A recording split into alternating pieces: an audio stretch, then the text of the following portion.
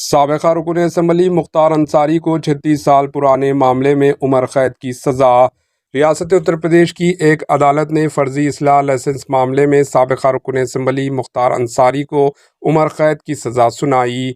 वाराणसी के MP MLA court ने मंगल को मुख्तार अंसारी को 36 साल पुराने मामले में मुजरिम करार देते हुए फ़ैसला महफूज रख लिया था, जो आज सुनाया गया।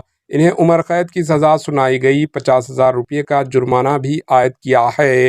वो इस वक्त उत्तर प्रदेश के बांदा जेल में महरूस है। Bureau report, AHN news.